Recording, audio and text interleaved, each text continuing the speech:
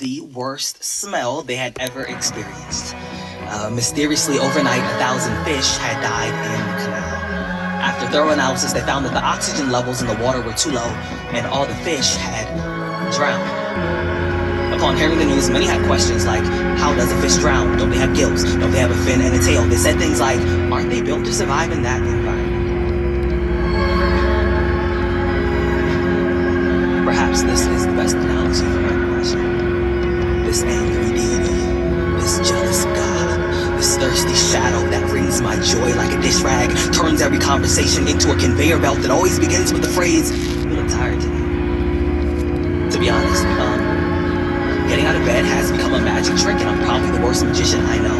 The sadness is the only clean shirt I have left, and my washing machine has been broken for months. When people ask me how I'm doing, I want to say my daughter's 4 years old and I'm still not sure if I'm a good father. I want to say that my dad is being diagnosed with dementia. There might be a day when I walk in the room and he doesn't recognize me, and I've always wanted us to start all over, but I guess you gotta be careful about what you ask for. I guess when you pray for something, you have to be a little more specific. I want to say crickets have been known to eat their own wings, and I do have a tendency to destroy what helps me get off the ground. I really want to say that I'm not in a good place right now, but that's not a polite answer, so instead I pretend it's Halloween. I jack-o'-lantern my face into something acceptable, and I tell others I'm fine until it sounds like the truth. But sometimes there's a help me change to the ankle of an I'm doing okay. Sometimes I'm fine is the quickest way to say I don't want to talk about it. Sometimes all the oxygen in the room becomes water. I feel like I'm sinking to the bottom, like I'm running out of air. But I made a promise to myself that I won't be another drowning fish, that I will not die in this canal. I heard that if you just take a deep breath and relax, the human body will naturally float on top of the water. So I breathe and I tell myself that it's gonna be okay. I cry,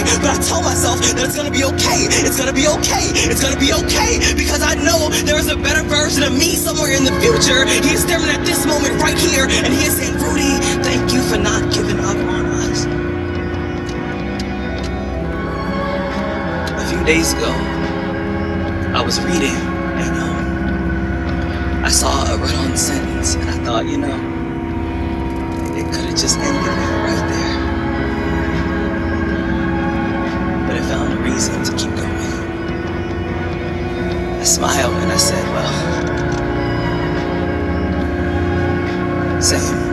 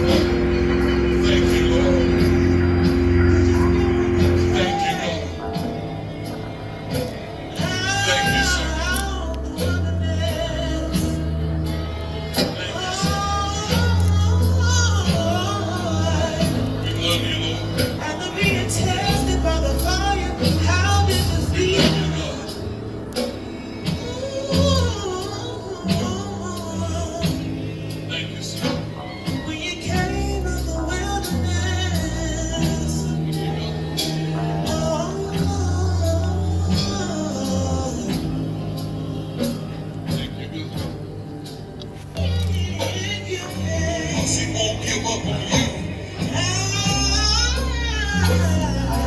Make yourself available so that God can use you for His glory and for His purpose.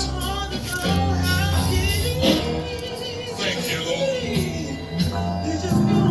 Thank you, God. Thank you, sir. Thank you, sir. We love you, Lord.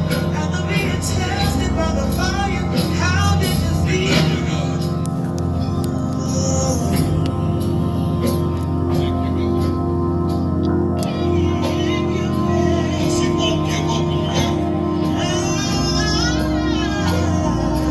make yourself available. That winter in Switzerland, I was working on my first novel, which I thought I'd never be able to finish. And I finally realized in Europe that one of the reasons I couldn't finish this novel was because I was ashamed of where I'd come from and where I'd been, and ashamed of life in church, and ashamed of my father, ashamed of the blues, and ashamed of jazz, and of course ashamed of watermelon, because it was, all of these stereotypes that the country inflicts on Negroes, that you all eat watermelon, nothing but sing the blues and all that. Well, I was afraid of all that, and I ran from it. And when I say I was trying to dig back to the way I myself must have spoken when I was little, I realized that I acquired so many affectations, I had told myself so many lies, that I really had buried myself beneath a whole fantastic image of myself which wasn't mine, but white people's image of me. And I realized that I had not always talked, obviously I hadn't always talked the way I had forced myself to learn how to talk. And I had to find out what I had been like in the beginning. And in order, just technically then, to recreate Negro speech, I realized it was a cadence, it was a beat, much more than, it was not a question of dropping S's or N's or G's, but a question of the beat, really. And Bessie had the beat, And in that, this icy wilderness, as far removed from Harlem as anything you can imagine, with Bessie Smith and me, I began, and white snow, and white mountains, and white faces, who really thought I had been sent by the devil. It was very strange. They'd never seen a Negro before. And in this kind of isolation, it's very hard to describe. I managed to finish the book. And I played Bessie every day. And really, literally, this may sound strange. A lot of the book is a dialogue, and I corrected things according to what I was able to hear when Bessie sang, and when James B. Johnson plays. It's that tone, that sound, which is in me. This is in a forthcoming novel. Yes. The point you made a moment ago, the point you were speaking of, the sense of shame. Did you sense this, the sense of shame of a heritage that is so rich in accepting the white man's stereotype of yourself? I'm afraid it's one of the great dilemmas, one of the great psychological hazards of being an American Negro. And in fact, it's much more than that. I've seen a great many people go under. And every Negro in America is, some way, one way or another, menaced by it. One's born in a white country, in a white Protestant Puritan country, where one was once a slave, and where all the standards and all the images that when you open your eyes in the world, everything you see, none of it applies to you. You go to white movies and like everybody else, you fall in love with Joan Crawford, and you root for the good guys who are killing off the Indians. And it comes as a great psychological collision when you begin to realize that all of these things are really metaphors for your oppression and will lead into a kind of psychological warfare in which you may perish. I was born in a church, for example. My father was a very rigid and righteous man. But of course we were in Harlem. We lived in a terrible house. And downstairs from us there were, all these, what my father called good time people. There was a prostitute and all of her paramours and all that jazz. I remember I loved this woman. She was very nice to us. But we weren't allowed to go to her house, and when we went there, we were beaten for it. And when I was older, that whole odor of gin, homemade gin really, and pig's feet and chitterlings and poverty in the basement, all this got terribly mixed up together in my mind with the whole holy roller, white god business. And I really began to go a little out of my mind because I obviously wasn't white. It wasn't even a question of so much of wanting to be white. But I didn't quite know anymore what being black meant. I couldn't accept what I'd been told, and all you've ever told in this country about being black is that it's a terrible, terrible thing to be. Now, in order to survive this, you have to really dig down into yourself and recreate yourself, really, according to no image which yet exists in America. You know, you have to impose, in fact, this may sound very strange, you have to decide who you are, and force the world to deal with you and not this idea of you. You have to decide who you are, whether you are black or white, who you are. Who you are. And then I must say at this point, at that pressure, the question of being black or white is robbed of its power. I mean, you can still, of course, be beaten up on the South Side by anybody, you know. I mean, the social menace does not lessen. But in some way, it is a world now which perhaps can destroy you physically. But the danger of your destroying yourself is not vanished, but is minimized. The name of the book, if we may have, this is directly connected. Nobody Knows My Name. For years, you, I see a big of you, somehow known as James, never known as James Baldwin, like Home James, sometimes called George in the old days, Sam, or Boy. Sometimes Boy. Sometimes. Nobody Knows My Name. Why did you choose that title? Well, at the risk of sounding pontifical, it's at once, I suppose it's a fairly bitter title, but it's also meant as a kind of warning to my country. When in the days when people call me boy, those days haven't passed, except that I didn't answer then, and I don't answer now. To be a Negro in this country is really just, as Ralph Ellison has said it very well, really never to be looked at. And what white people see when they look at you is not you. Visible. You're invisible. What they do see when they look at you is what they've invested you with. And what they've invested you with is all the agony and the pain and the danger and the passion and the torment, you know, the sin and death and hell for which everyone in this country is terrified. You represent a level of experience which Americans deny. And I think, this may sound mystical, but I think it's very easily proven. You know, it's proven in great relief in the South when you consider the extraordinary price, the absolutely prohibitive price the South has paid to keep the Negro in his place, and have not succeeded in doing that, but has succeeded in having what is almost certainly the most bewildered and demoralized white population, you know, in the Western world. And on another level, you can see in the life of the country, not only in the South, what a terrible price the country has paid for this effort to keep a distance between themselves and black people. It was in the same way, for example, that it is very difficult, it is hazardous, psychologically, personally hazardous for a Negro in this country really to hate white people because he is too involved with them, not only socially, but historically, and no matter who says what, you know, in fact, Negroes and whites in this country are related to each other. You know, half of the black families in the South are related to, you know, the judges and the lawyers and the white families of the South. They are cousins and kissing cousins at that, at least kissing cousins. Now, this is a terrible depth of involvement. It's easy for an African, you know, to hate the invader and drive him out of Africa. But it is very difficult for an American Negro to do this obviously cannot do this with white people. There's no place to drive them. This is the country which belongs equally to us both. And one's got to learn to live together here, or else there won't be any country.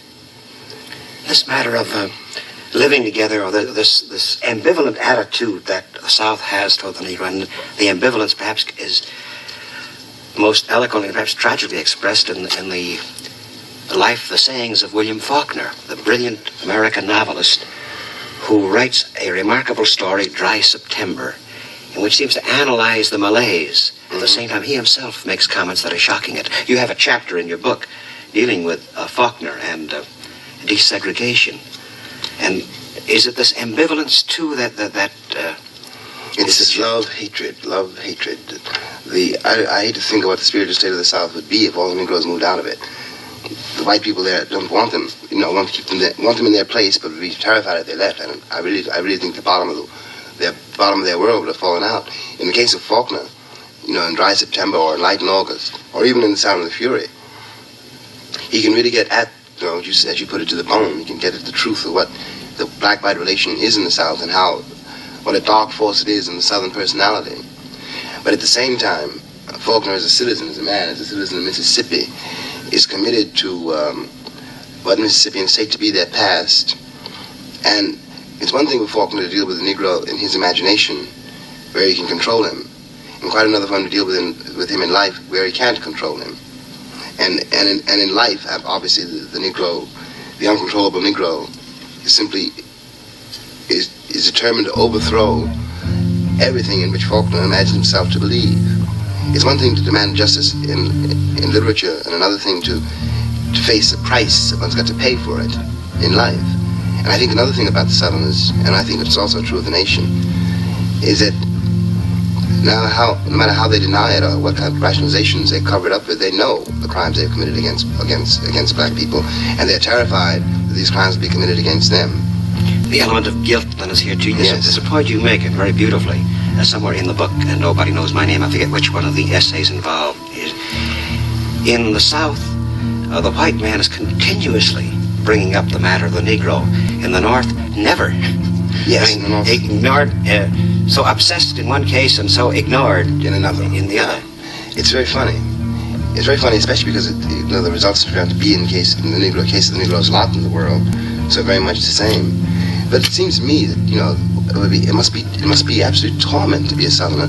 If you imagine that these people, that one day, one day even Faulkner himself was born, and certainly, when he was born, he was raised by a black woman, probably the model for Tilsie, and one fine day, the child of 3 or 4 or 5 who's been involved with black people on the most intense level, and at the most important time in anybody's life, is suddenly it breaks on him like a thundercloud that it's all taboo. And of course, since we know that nobody ever recovers really, from his earliest impressions, the torment that goes on in a Southerner who is absolutely forbidden, to excavate his beginnings, it seems to me is the key to those terrifying mobs. It isn't hatred that drives those people in the streets; it's pure terror. And perhaps a bit of schizophrenia here too. Well, by this time it's actually schizophrenic. And I must say, not only in the South, but the South is a very useful example on a personal and social level of what is occurring really in the country. And the sexual paranoia. Again, it's very important to remember what it means to be born in a Protestant Puritan country, with all the taboos which are placed on the flesh, and to have at the same time in this country such a vivid example of, at least in the imagination, of paganism and the sexual liberty with which white people invest Negroes, and penalize them for. The very nature of the American heritage, you seem to be just digging into right now, the combination of Puritanism and paganism, both. Yes. The conflict. The terrible tension. The tensions that come as a result. It's a guilt about the flesh, and in this country, the Negro pays for that guilt that white people have about the flesh. Since you bring up this point of the Negro pays for the guilt the white people have about flesh, we think too of the position of the Negro woman and the Negro man. My God. And in this article, you wrote a beautiful article for Tone magazine. You were saying something about the mistress of the house, the white mistress, who admires her maid very much, but she speaks of the no-count husband. What it means to be a Negro male. It connects with that old phrase that Negroes are the last to be hired and the first to be fired. And this does not apply to the Negro maid particularly, though it can, but it absolutely applies without exception and with great rigor to Negro men. And one's got to consider, especially when one begins to talk about this whole theory, the whole tension between violence and nonviolence, the dilemma and the rage and the anguish of a Negro man who in the first place is forced to accept all kinds of humiliations in his working day, whose power in the world is so slight that he can not really protect his home, his wife, his children, and then finds himself out of work and watches his children growing up menaced in exactly the same way that he has been menaced. When a child is 14, when a Negro child is 14, he knows the score already. There's nothing you can do, and all you can do about it is pray, really, that this will not destroy him. But the tension this creates within the breast of the man is absolutely unimaginable, and something this country refuses to imagine, and very, very dangerous. And it complicates the sexuality of the country and of the Negro in a hideous way, exactly because all Negroes are raised in a kind of matriarchy. Since, after all, the wife can go out and wash the white lady's clothes, and steal little things from the kitchen, and this is the way we've all grown up. Now, this creates another social, psychological problem in what we like to refer to as a subculture, which is part of the bill that the country is going to have to pay. Bills always do come in. There's always, as a phrase Sandburg used, slums always seek their revenge. Yes, they do indeed. Yes, they do indeed. Think about the matriarchal setup of the Negro family, the Negro life, even back to slave days. The Underground Railway leaders, Harriet Tubman, were the women. Yeah. It's a terrible thing. Negro women for generations have raised white children who sometimes lynched their children, and have tried to raise their child like a man, and yet in the full knowledge that if he really walks around like a man, he's going to be cut down. It's a terrible kind of dilemma. It's a terrible price to ask anybody to pay. And in this country, Negro women have been paying it for 300 years. And for 100 of those years, when they were legally and technically free. When people talk about time, therefore, I can't help but be absolutely not only impatient but bewildered. Why should I wait any longer? And in any case, even if I were willing to, which I'm not, how? The point you mean about go slow. Go slow, yes. Go slow, take it easy. Again, there's a last sentence you have on that, on the Faulkner chapter about how it changed, about whatever approach to humanity, to being human beings, must be now. The moment you speak. It's always now. The world we're living in, we have to make it over. The world we live, we made the world we live, but you speak of now. It's always now. Time is always now. Everybody, and I think everybody who's ever thought about his own life knows this. You don't make resolutions about something you're going to do next year. No, you decide to write a book. You may write the book may be finished 20 years from now, but you've got to start it now. I'm thinking of the subtitle of your book now, and the position of the Negro woman, Negro man. Notes of a Native Son. Naturally, I immediately think of Richard Wright, yes, who has meant so much to you as an artist, as a man. And his short story, you refer to this beautifully here in the chapter, Alas, Poor Richard, one of the 3 chapters on Richard Wright, Man of All Work, in which the husband, to get a job, dresses himself up in his wife's clothes and hires her as a cook. Yeah. It's a beautiful, terrifying story. And it really gets at something which has been hidden for all these generations, which is the ways in which it really suggests, more forcibly than anything I've ever read, really, the humiliation that a Negro male endures. And this country doesn't want to know. And therefore, when people talk about the noble savage, and the greater sexuality of Negroes and all that jazz, whereas I know I could name, if we were not on the air, 6 people, who I know who might grow up, 6 men who are on the needle, just because there is really no. The demoralization is so complete that in order to make the act of love, there's got to be a certain confidence, a certain trust. Otherwise, it degenerates into nothing but desperate, and futureless brutality. You've spoken of the needle now, and we think, of course, of junkies. We think of narcotics, and here again, perhaps for some, the only means of escape from the brutal reality. Yes, that's right. I knew a boy very well once who told me. Almost that many words that he wasn't trying to get high, he was just trying to hold himself together.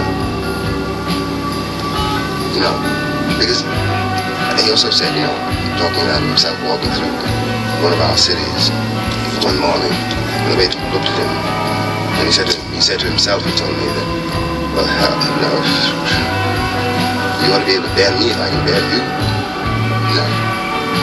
What is most appalling about it is that all of these things might not be so terrible if, when facing well-meaning white people, one didn't realize that they don't know anything about this at all, and don't want to know. And this somehow really is the last drop in a very bitter cup, because if they don't know, they want to know, then what hope is there? When people talk to me about the strides that have been made and all these dreary movies Hollywood keeps turning about be kind to Negroes today, and isn't this a good sign? Well, of course, they've never seen these movies with a Negro audience watching them. What is the reaction? Well, for example, in The Defiant Ones, a movie about which I really cannot say anything. That's okay. Go ahead. Please do. At the end of that movie, when Sidney, who was very brilliant in it, does his best with a rather dreary role, does something with it which I wouldn't believe could have been done. Anyway, at the end of that movie, when Sidney jumps off the train to rescue Tony Curtis, downtown, I saw it twice deliberately. I saw it downtown when for a white liberal audience, I suppose they were liberal. There was a great sigh of relief and clapping, and I felt that this was a very noble gesture on the part of a very noble black man. And I suppose in a way it was. And I saw it uptown. And then he jumps off the train, and there's a tremendous roar of fury from the audience, with which I must say I agree. They told Sidney to get back on the train, you fool. And in any case, why in the world would you go back to the chain gang where they're obviously going to be separated again? It's still a Jim Crow chain gang. What's the movie supposed to prove? And what the movie is designed to prove, really, to white people, is that Negroes are going to forgive them for their crimes, and that somehow they're going to escape scot-free. Now, I myself am not, I'm not being vengeful when I say this, at all, because I would hate to see the nightmare begin all over again with shoes on the other foot. But I'm talking about a human fact, and the human fact is this, that one can't escape anything one's done. One's got to pay for it. And you either pay for it willingly or you pay for it unwillingly. When I was thinking of the Negro audience saying, "Now get back on the train, you fool," we think of two movements happening simultaneously with the Negro in America today, the Black Muslim movement and Martin Luther King. Yes. And here it seems to be directly connected, doesn't it? Yes, precisely. And I must admit, that there is great ambivalence in myself about, for example, I'm devoted to King, and I work with CORE and try to help raise money for the Freedom Riders, and I adore those children. I have tremendous respect for them. And yet, at the same time, I'm talking to very different people, and somewhat older, and also talking to ex-Civil students who said, I simply can't take it anymore. I don't know. Let me put it another way. King's influence in the South is tremendous, but his influence in the North is slight. And the North loves to talk about the South. Chicago loves to talk about Mississippi, and so they had no South Side. And white people in New York talk about Alabama, and so they had no Harlem. And it's a great device on the part of white people to ignore what's happening in their own backyard. Now, let us say I will for or against violence, this is absolutely irrelevant. The question which really obsesses me today is that whether or not I like it, and whether or not you like it, once the situation is ameliorated, and very, very quickly, there will be violence. There will be violence, and I'm convinced of this time that I'm sitting in this chair one day in Birmingham. And it won't be the fault of the Negroes in Birmingham. It's the fault of the administration of Birmingham and the apathy of Washington. It is an intolerable situation. It's been intolerable for 100 years. I really cannot tell my nephew or my brother. My nephew is 14, my brother's a grown man. I can't really tell him. I can't really tell my nephew that if someone hits him, he shouldn't hit back. I really cannot tell him that. And I can still less can I tell my brother that if someone comes to his house with a gun, that should let him in, and allow him to do what he wants with his children and his wife.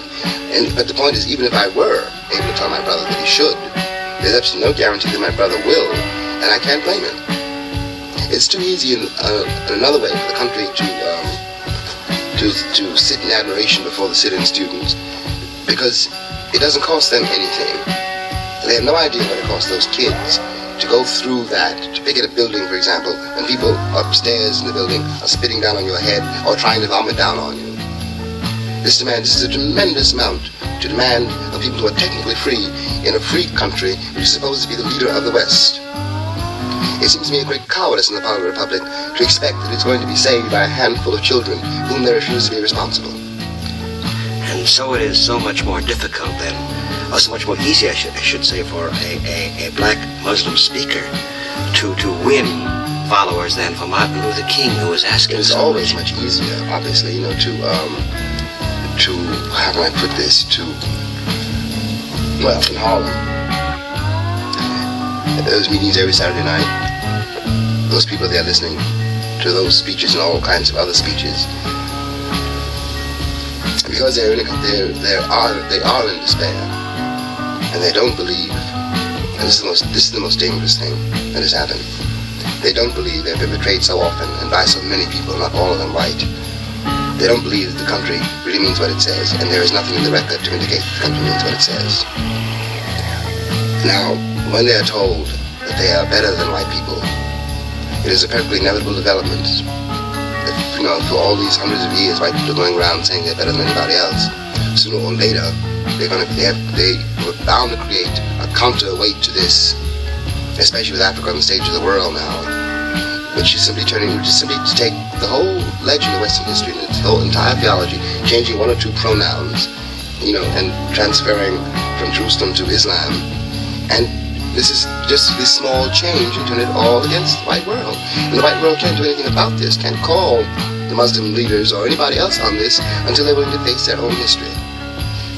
How does all this then connect with a Negro artist, a Negro writer, specifically you, coming out and to a man who meant so much to you, Richard Wright?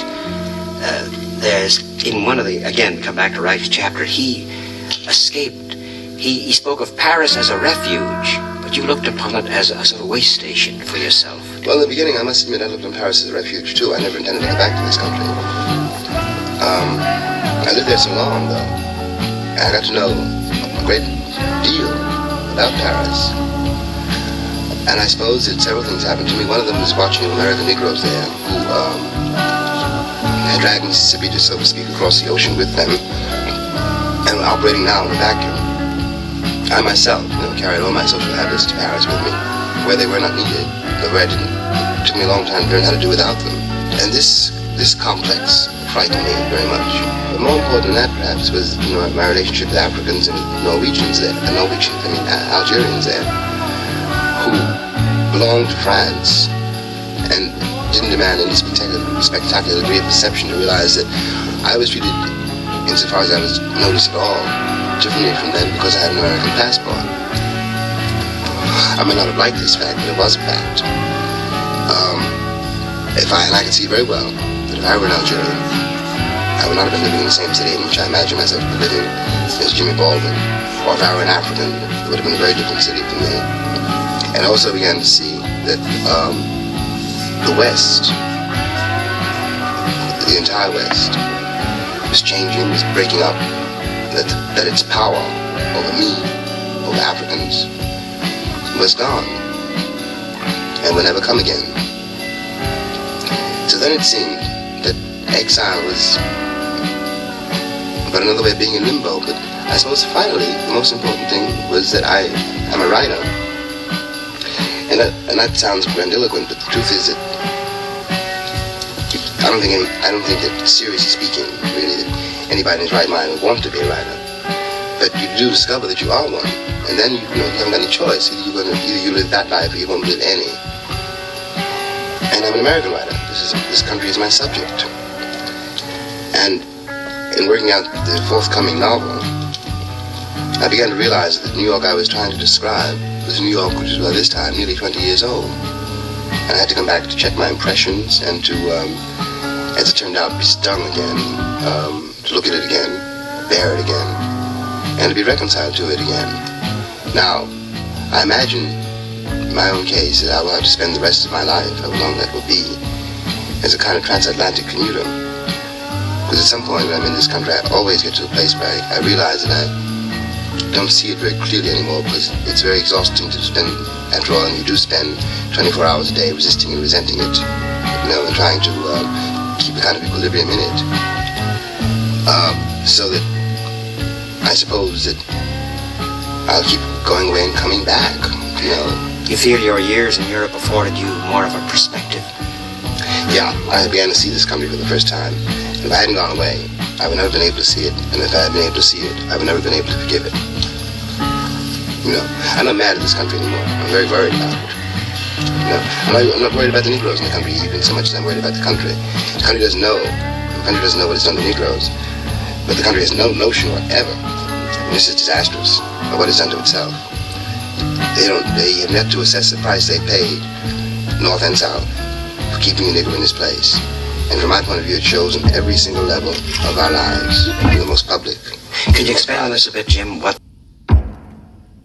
The crack of the drum and say the black is elegant. Some say morning and some say strength. You carry it like a vow. Choice to cast the edge like this presence with you wear it as skin. And still the world bursts with the color of the pouring itself into the every crack that you could drink it with the dark drinks back deeply with the mercy.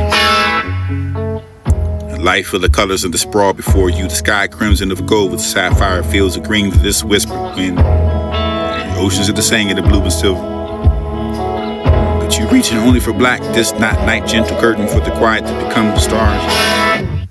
For the void itself for the color that swallows the rest of this to drape your shoulders like a cloak.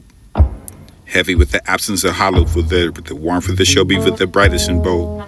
Before the some say the black is elegant for the morning and the say strength. Carry it like a vow for the choice to each edge of life for the presence you wear is it worth again. Solitude has become the sanctuary for the scene for the own reflection. It's represented for the perspective for the own silence and know when to fix. Know when to prove it to me. That's enough. I deserve what I give, a love that stays, a heart that listens, a peace that doesn't break me to keep me.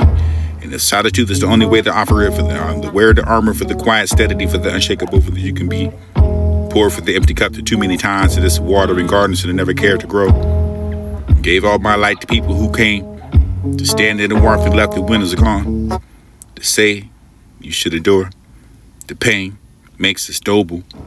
The silence is strength, but it's done, mistaking the suffering for the love of the endurance and the devotion. I've carried their hearts and never carried me back. Built their homes in storms and were never mine to calm. Now I see the truth of being alone isn't the safe. Peace with the performance of the breath, it is the truth, the backbone, solitude with it become the sanctuary. I caught the glimpse of how we used to be, but it's forgotten with the time, but it's hungry again, drifting to the sea for the endless and the loneliness in the midst of maritime. I swear that's all the pictures in my head for the overthinking. For the beginning, you can help to lead me through the silence and the plea for the wishing you were the stranger, but not the part of the crime for this disengaged. This is from you. Unwanted paradigm for the everything has changed, and it's a dread hanging over the left thread. Days of the trip away from me, but I still burn for you a little. And with a certain degree for the sacrifices of beating hearts, sometimes this rather than losing you for the trending of it lightly for the just a tread. Hurting is its own there, holding on to the tight. My heart is only yours for the taking today. Days of this to dismantle for the grave, there's nothing left for the worm. Worthy of the fight for the giving me the reason to stay for the long time coming, I pray. I start the new chapters with forthright for the heart is still yours for the taking today. I have no friends to play with for family, for the I am able to unite for the giving the reason to stay with the you with the anchor for the keeping me wandering astray. Won't take me for the taking the fight for the heart is still yours for the taking the day for the have to go away for now. Forgetting the depth of the future for the wonder to bring. Just mostly now for the silent the joy to swing. The memory sleeps to the hope that begins to sing another token. This a cough to this and new to find the dizzy hates and this another reason to prolong the days of this and night to dancing over the smoky maze. Away from all that I think this means tomorrow to this despair for the bite for this and shadows to living over your morning the light for the these hours of the bathing in the neon bright. Lost to the sound of everything's alright for now. You can have the sun building higher than lifting the door. Above the pond the gale, the constant ache, the absence of the true love for the knowing of the fear. Push back with the gentle aura, the melody for the peace of the symphony above for the floor. Or the crack, whisper, reprimand for the big ignore it now. Wonderland for the solitary for the dancer in the promised land. Beat enemies in for the within their hand. Night to the guy for the goods to grow. Oh, with the record to start to skip. This tremor over your weary lips, so this don't stop. Won't relinquish grip. This moss solace in the temporary slip. Oblivion for this sweet hazy dream. Or seem to send out with the green for the hazy sweet perfume. Chasing shadows. Vanish in the gloom of the record. Spins and lowly and the steady beat of the vibrating through your callous feet. I close my eyes and surrender the heat for the left music. Washed away for the bitter defeat for the kitchen. You can have the only for the glow for the illuminating and the steps and barely know. And this be the relentless for what you should not be on me. I can find the list for your edge and your eternity. But in this rhythm for the briefly free, hummingbird escaping gravity. For the pace bump, bass drum, for the pulse, and this mirror the heart for the fragile engine over you're playing the part for this ignoring the grass and ignoring the quick start. Darkness and beckoning, tearing apart, twisting away for the fragile, the wilting, for the thing. Forgetting the depths and the future won't bring. Another toe, another vein. Better than know for the lurking under the tangle of mass. This is not a frame, the thread. So I dance and smoke to this.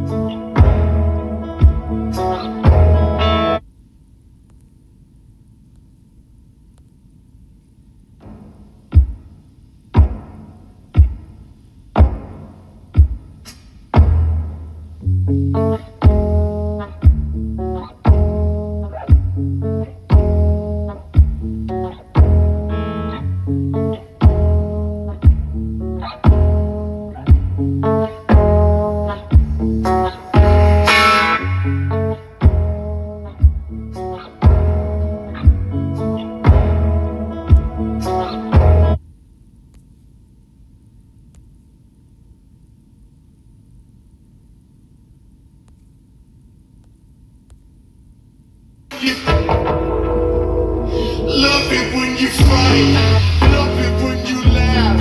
I love a little water in your eyes when it gets like that. Baby, when you get like that, see, yeah, I'm feeling you feeling the same way.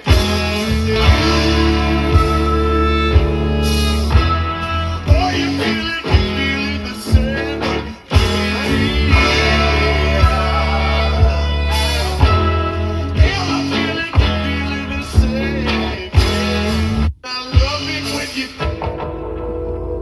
Love it when you fight, love it when you laugh. I love a little water in your eyes when it gets like that. Baby, when you get like that.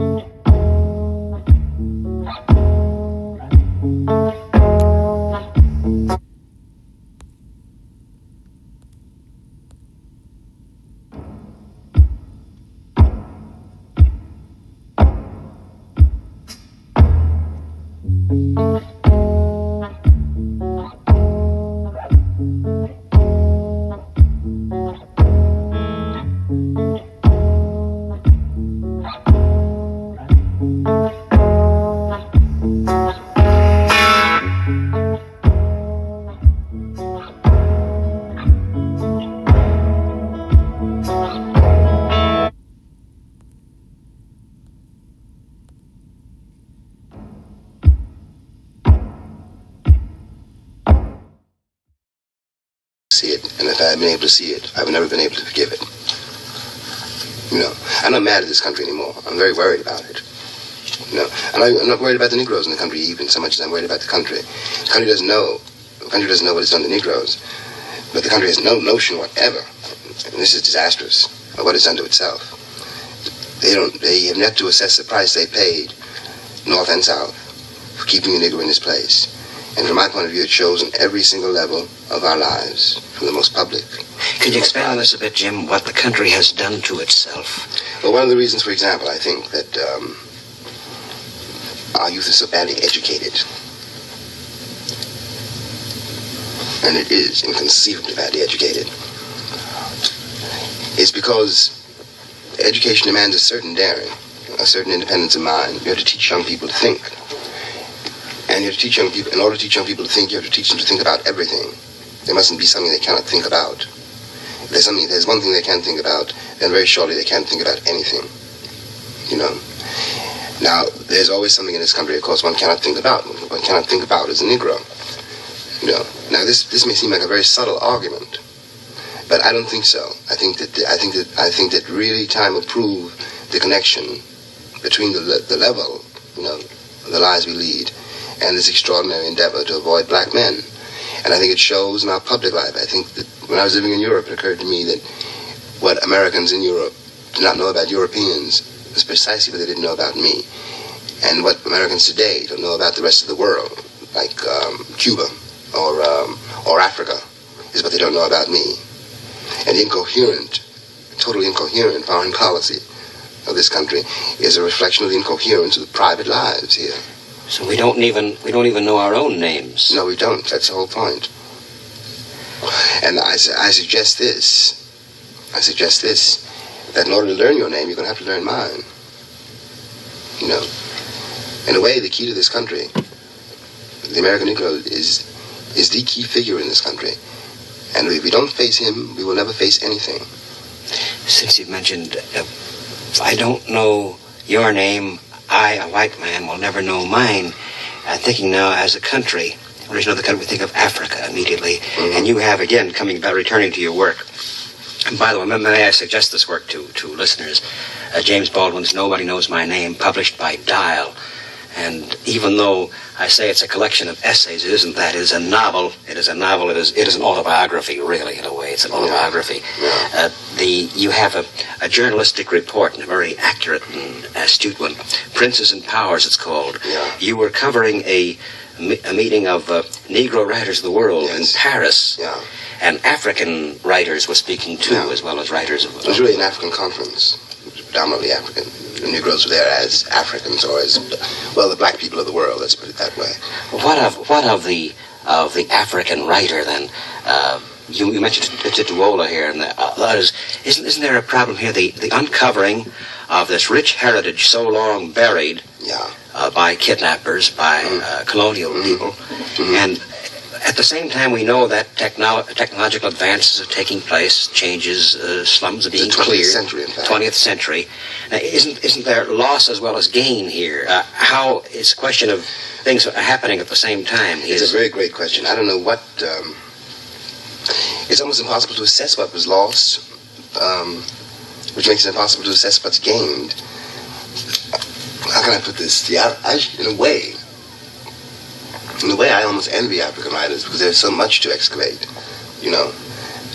and because their relationship to the world, at least from my vantage point, though that is, I may be wrong, seems much more direct than mine can ever be. But God knows, the colonial experience destroyed so much, blasted so much, and of course changed forever the African personality. So one doesn't know what really was there on the other side of the flood. It will take generations before that past can be reestablished, and in effect used. And at the same time, of course, all the African nations are under the obligation, the necessity of moving into the 20th century at really, some fantastic rate of speed, because it's the only way they can survive. And of course, all Africans, whether they know it or not, have endured the European experience and have been stained and changed by the European standards. In a curious way, the unification of Africa, insofar as it can be said to exist, is a white invention. That is to say, the only thing that really unites, as far as I can tell, all black men everywhere, is the fact that white men are on their necks. What I'm curious about is what will happen when this is no longer true, and for the first time in the memory of anybody living, black men have their destinies in their own hands. What will come out then, and what the problems and tensions and terrors will be then, is a very great, very loaded question. I think that if we were more honest here, we could do a great deal to aid in this transition, because we have an advantage, which we still consider to be a disadvantage, over all the other Western nations. That is to say, we have created, forgetting that, quite apart from everything else, the fact is we have created, and no other nation has, a black man who is part of the West. Now, and in distinction to Belgium or any other European power, we had our slaves on the mainland, and therefore, no matter how we deny it, couldn't avoid a human involvement with them, which we've almost perished denying, but which is nevertheless there. Now, if we could turn about and face this, we would have a tremendous advantage in the world today. But as long as we don't, there isn't much hope for the West, really. How can I put this? If one could accept the fact that it is no longer important to be white, it would begin to cease to be important to be black. If we could accept the fact that no nation with 20 million black people in it for so long, and with such a depth of involvement, no nation in these circumstances can really be called a white nation. This would be a great achievement, and it would change a great many things. This raises a very interesting point. There's all conjecture, of course, assuming that sanity is maintained, assuming that humanity itself, the humanity with all of us, will triumph. A point is, right, just you say this, there will be no white nation and no black nation, but the nations of people. Now we come to a question of this long-buried heritage. At the beginning a Bessie Smith record was played, you once upon a time, not knowing who you were ashamed of it. Now realize there's a great pride here in artistry. Yeah. Thinking now of the young African. Again, if a certain identity, and this is an imposed identity from the outside, is lost, will he reject that which was uniquely his for a grayness, perhaps, even though it be more materially advanced? I have a tendency to doubt it, but then, of course, there's no way of knowing. I have a tendency to, judging only from my very limited experience in Paris with a few Africans, after all, my tendency is to doubt it. I think that the real impulse is to excavate that heritage at no matter what cost and bring it into the present.